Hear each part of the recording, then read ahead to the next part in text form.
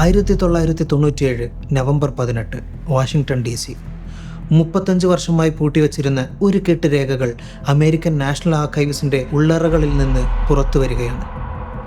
President John F കെന്നഡിയുടെ കൊലപാതകവുമായി ബന്ധപ്പെട്ട ഫയലുകൾ. ഗവേഷകർ ആ ഫയലുകൾ ഓരോന്നായി പരിശോധിക്കുന്നു.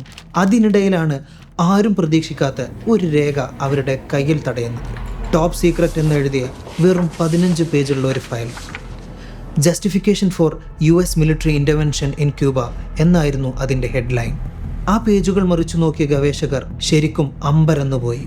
സ്വന്തം രാജ്യത്തിനകത്ത് ബോംബ് സ്ഫോടനങ്ങളടക്കമുള്ള ഭീകരപ്രവർത്തനങ്ങൾ നടത്തി അതിൻ്റെ പഴി മുഴുവൻ മറ്റൊരു രാജ്യത്തിൻ്റെ തലയിൽ കെട്ടിവെക്കാനുള്ള ഒരു ഗൂഢപദ്ധതിയുടെ രേഖയായിരുന്നു അവ.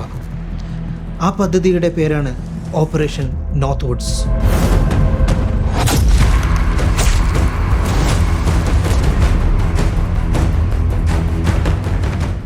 കഥ തുടങ്ങണമെങ്കിൽ നമ്മൾ ആദ്യം പോകേണ്ടത് 1950കളിലെ ക്യൂബയിലേക്കാണ്.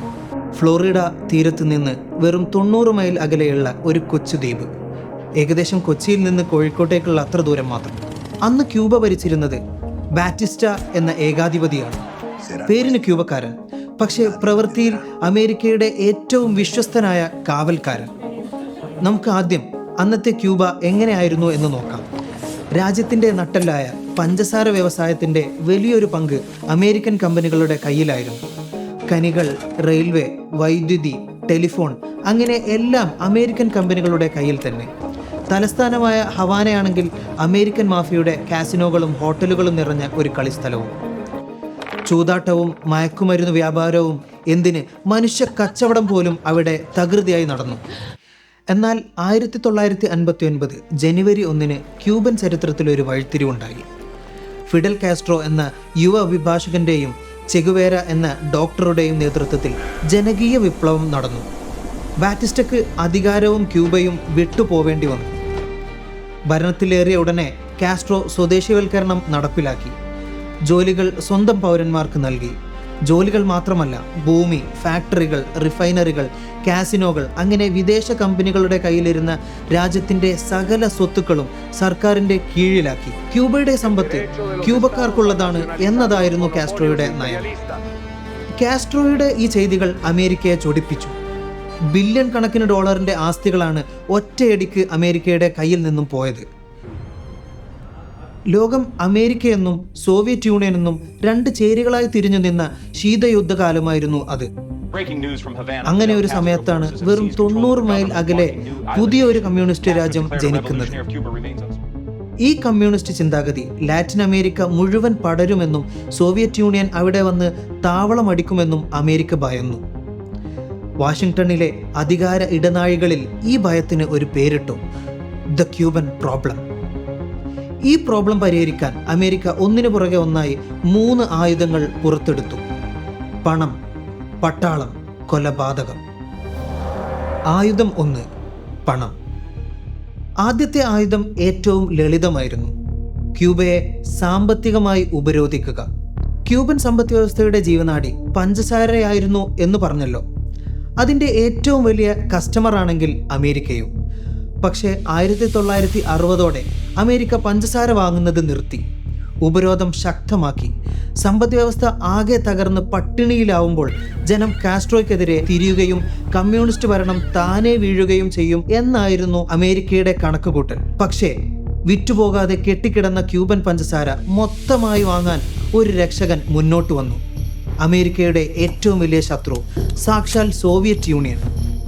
ക്യൂബയെ ഒറ്റപ്പെടുത്താൻ നോക്കിയ അമേരിക്ക അവരെ കൊണ്ടുചെന്നെത്തിച്ചത് സോവിയറ്റ് യൂണിയന്റെ മടിയിലായിരുന്നു. അങ്ങനെ ഒന്നാമത്തെ ആയുധം പാളിയെന്ന് മാത്രമല്ല, സംഗതി സ്വന്തം നെഞ്ചത്ത് തന്നെ തിരിച്ചു കൊത്തുകയും ചെയ്തു.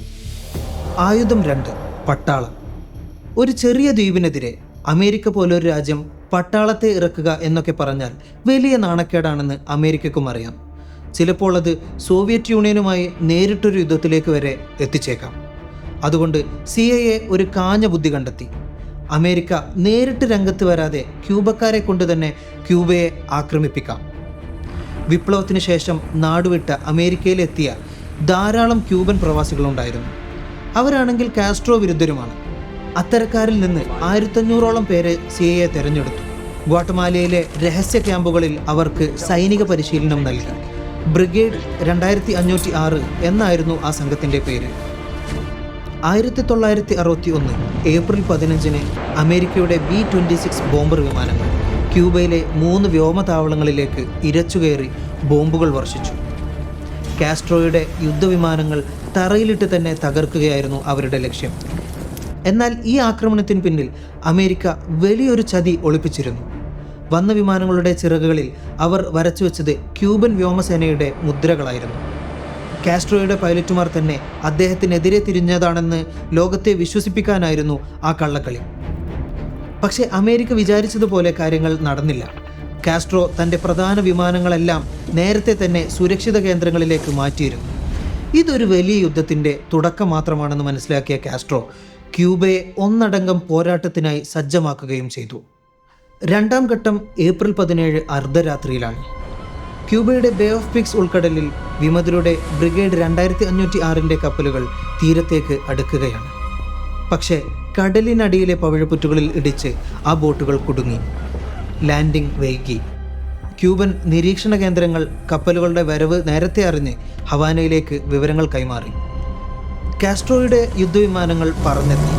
വിമതരുടെ ആയുധവും ഭക്ഷണവും മരുന്നും നിറച്ച സപ്ലൈ കപ്പലുകൾ ബോംബിട്ട് മുക്കി. ഉച്ചയായപ്പോഴേക്കും ഫിഡൽ കാസ്ട്രോ തന്നെ നേരിട്ട് യുദ്ധമുന്നണിയിലെത്തി. തീരത്ത് കുടുങ്ങിയ വിമതർ CIA കമാൻഡ് സെന്ററിലേക്ക് അടിയന്തര സന്ദേശം അയച്ചു. യുദ്ധവിമാനങ്ങളെ അയക്കൂ, ഞങ്ങളെ രക്ഷിക്കൂ എന്നായിരുന്നു ആ സന്ദേശം. CIA സൈനിക നേതൃത്വവും കെന്നഡിയോട് അമേരിക്കൻ വ്യോമസഹായത്തിന് അനുമതി നൽകണമെന്ന് ആവശ്യപ്പെട്ടു. അമേരിക്ക നേരിട്ട് യുദ്ധത്തിൽ പങ്കുചേർന്നാൽ അതൊരു 3ാം ലോകമഹായുദ്ധത്തിലേക്ക് വാതിൽ തുറക്കലാവും. അതുകൊണ്ട് കെന്നഡി തീർത്തും പറഞ്ഞു നോ. 3 ദിവസം കൊണ്ട് എല്ലാം അവസാനിച്ചു. 100-ലധികം വിമതർ കൊല്ലപ്പെട്ടു. ഏകദേശം 1200 പേർ ജീവനോടെ പിടിക്കപ്പെട്ടു. 20 മാസത്തിന് ശേഷം $53 മില്യൺ ഭക്ഷണവും മരുന്നും കാസ്ട്രോയ്ക്ക് മോചനദ്രവ്യമായി നൽകിയാണ് അമേരിക്ക അവരെ തിരിച്ചെടുത്തത്. ലോകത്തെ ഏറ്റവും വലിയ സൂപ്പർ പവർ ഒരു കൊച്ചു ദ്വീപിന് മുന്നിൽ മുട്ടുകുത്തി. രോഷാകുലനായ കെന്നഡി CIA ഡയറക്ടർ അലൻ ഡള്ളസിനെ പുറത്താക്കി. രണ്ടാം ആയുധവും പാളി. ആയുധം 3 കൊലപാതകം. Operation Mongoose. 1961 November 30 Bay of Pigs ആക്രമണത്തിലേറ്റ നാണക്കേട് മാറ്റാൻ അമേരിക്ക അടുത്തതായി ഇറക്കിയ അടവായിരുന്നു ഓപ്പറേഷൻ മംഗൂസ് എന്ന ഒളിയുദ്ധം. ക്യൂബക്കുള്ളിലേക്ക് രഹസ്യ ഏജന്റുമാരെ കയറ്റിവിടുക, ഫാക്ടറികളും എണ്ണ ശുദ്ധീകരണശാലകളും തകർക്കുക, കരിമ്പിൻ പാടങ്ങൾക്ക് തീയിടുക, ഇങ്ങനെ രാജ്യത്തിൻ്റെ സാമ്പത്തിക അടിത്തറ തകർത്ത് ജനങ്ങളെ കാസ്ട്രോയ്ക്കെതിരെ തിരിക്കാനായിരുന്നു അമേരിക്കയുടെ പുതിയ തന്ത്രം. ഇതിനൊക്കെ പുറമെ CIA മറ്റൊരു വിചിത്രമായ ദൗത്യം കൂടി അണിയറയിൽ ഒരുക്കുകയായിരുന്നു. ഫിഡൽ കാസ്ട്രോയെ വധിക്കുക. ഇതിനായി അവർ പരീക്ഷിച്ച വഴികൾ കേട്ടാൽ ഏതോ കോമഡി സിനിമയുടെ തിരക്കഥയാണെന്നേ തോന്നൂ. പക്ഷേ ഇതൊക്കെ സത്യമാണെന്ന് പിന്നീട് അമേരിക്കൻ സെനറ്റിൻ്റെ അന്വേഷണങ്ങളിൽ തന്നെ തെളിഞ്ഞതാണ്. കാസ്ട്രോയ്ക്ക് ചുരുട്ട് ജീവനാണെന്ന് അവർക്കറിയാം. തീ കൊളുത്തുന്ന നിമിഷം പൊട്ടിത്തെറിക്കുന്ന ഒരു പ്രത്യേക ചുരുട്ട് അദ്ദേഹത്തിൻ്റെ കൈകളിലെത്തിക്കുക എന്നതായിരുന്നു ഒരു പദ്ധതി. കാസ്ട്രോ എന്ന് കേൾക്കുമ്പോൾ മനസ്സിൽ വരുന്നത് ആ താടിയല്ലേ? ആ താടി മുഴുവൻ കൊഴിഞ്ഞു പോയാൽ ജനങ്ങൾക്കിടയിൽ അദ്ദേഹത്തിൻ്റെ ഇമേജ് തകരുമെന്ന് CIA കരുതി. അതിനായി താലിയം എന്ന രാസവസ്തു അദ്ദേഹത്തിൻ്റെ ഷൂസിൽ പുരട്ടി താടി കൊഴിക്കുക എന്നതായിരുന്നു മറ്റൊരു യമണ്ടൻ പദ്ധതി. ഇതൊന്നും പോരാഞ്ഞ് ഹവാനയിലെ കാസിനോകൾ നഷ്ടപ്പെട്ടതിൻ്റെ പക മനസ്സിൽ കൊണ്ടു നടന്ന അമേരിക്കൻ മാഫിയ തലവന്മാരെ CIA ഈ പണിക്ക് കൂലിക്കെടുത്തു. പക്ഷേ CIA മനസ്സിലാക്കിയതിനും അപ്പുറമായിരുന്നു ക്യൂബയുടെ രഹസ്യാന്വേഷണ സംവിധാനം. പല CIA ഏജന്റുമാരും ക്യൂബയിലെത്തിയ ഉടൻ പിടിയിലായി. പല പദ്ധതികളും നടപ്പാക്കും മുമ്പേ ചോർന്നു. ബാക്കിയുള്ളവ ഒന്നൊന്നായി പരാജയപ്പെട്ടു. ചില കണക്കുകൾ പ്രകാരം 600-ലധികം വധശ്രമങ്ങളെയാണ് കാസ്ട്രോ അതിജീവിച്ചത്. കാസ്ട്രോ തന്നെ ഒരിക്കൽ തമാശയായി ഇത് പറഞ്ഞിട്ടുണ്ട്. വധശ്രമങ്ങളെ അതിജീവിക്കൽ ഒരു ഒളിമ്പിക്സ് ഇനമായിരുന്നെങ്കിൽ അതിൽ സ്വർണം തനിക്കായിരുന്നേനെയെന്ന്. 1962 തുടക്കമായപ്പോഴേക്കും വാഷിംഗ്ടണിലെ സൈനിക നേതൃത്വത്തിൻ്റെ ക്ഷമ പൂർണ്ണമായും നശിച്ചിരുന്നു. ഇനി ഒരൊറ്റ വഴിയേ ഉള്ളൂ. അമേരിക്കൻ സൈന്യം നേരിട്ട് ക്യൂബയിൽ ഇറങ്ങുക, ഒരു ഫുൾ സ്കെയിൽ ഇൻവേഷൻ. പക്ഷേ അതത്ര എളുപ്പമായിരുന്നില്ല. യാതൊരു പ്രകോപനവുമില്ലാതെ ഒരു രാജ്യത്തെ പോയി ആക്രമിച്ചാൽ സ്വന്തം നാട്ടിലെ ജനങ്ങളും ലോകരാജ്യങ്ങളും അമേരിക്കയ്ക്ക് എതിരാകും എന്നവർക്കറിയാം. അപ്പോൾ പിന്നെ എന്താണ് വഴി? ജനങ്ങൾക്ക് യുദ്ധം വേണ്ടെങ്കിൽ അവരെ കൊണ്ട് യുദ്ധം വേണമെന്ന് തോന്നിപ്പിക്കണം. അതിനായി അവർ കണ്ടെത്തിയ കുപ്രസിദ്ധമായ ഉത്തരമാണ് തുടക്കത്തിൽ പറഞ്ഞ ആ 15 പേജുള്ള രഹസ്യ ഫയൽ. ആ രേഖ ഓപ്പറേഷൻ നോർത്ത് വുഡ്സ്. 1962 മാർച്ച് 13 അമേരിക്കൻ സൈന്യത്തിൻ്റെ പരമോന്നത സമിതിയായ ജോയിന്റ് ചീഫ് ഓഫ് സ്റ്റാഫ് പ്രതിരോധ സെക്രട്ടറിക്ക് ഒരു ടോപ്പ് സീക്രട്ട് മെമ്മോ കൈമാറുന്നു. പ്രസിഡന്റ് കെന്നഡിയുടെ അംഗീകാരം നേടിയെടുക്കുകയായിരുന്നു അവരുടെ ലക്ഷ്യം. ആ രേഖയിൽ ഈ ദൗത്യത്തെ അവർ വിശേഷിപ്പിച്ചത് കവർ ആൻഡ് ഡിസെപ്ഷൻ പ്ലാൻ എന്നാണ്. ഒളിച്ചുകളിയുടെയും ചതിയുടെയും ഒരു തന്ത്രം എന്ന് സാരം. അതിൻ്റെ അടിസ്ഥാന ആശയം വളരെ ലളിതമാണ്. ക്യൂബ ചെയ്യാത്ത ആക്രമണങ്ങൾ അമേരിക്ക തന്നെ സ്വയം നടത്തുക, എന്നിട്ട് ആ കുറ്റം ക്യൂബയുടെ തലയിൽ കെട്ടിവെക്കുക, ലോകത്തിൻ്റെ മുന്നിൽ ക്യൂബയെ ഒരു ഭീകര രാജ്യമാക്കുക, അങ്ങനെ യുദ്ധത്തിന് ഒരു ന്യായം ഉണ്ടാക്കുക എന്നതായിരുന്നു. ഇനി ആ രേഖയിലെ നിർദ്ദേശങ്ങൾ ഓരോന്നായി നമുക്ക് നോക്കാം. സംഭവം 1, ഗ്വാണ്ടനാമോ നാടകം. ക്യൂബൻ മണ്ണിൽ തന്നെയുള്ള അമേരിക്കൻ നാവിക താവളമാണ് ഗ്വാണ്ടനാമോ ബേ. അവിടെ തങ്ങൾക്ക് വിശ്വസ്തരായ ആളുകളെ ക്യൂബൻ പട്ടാളത്തിൻ്റെ യൂണിഫോം ധരിപ്പിച്ച് സ്വന്തം താവളം തന്നെ ആക്രമിപ്പിക്കുക എന്നതായിരുന്നു ഒരു പ്ലാൻ. സംഭവം 2, റിമെമ്പർ ദ മെയിൻ ആവർത്തനം.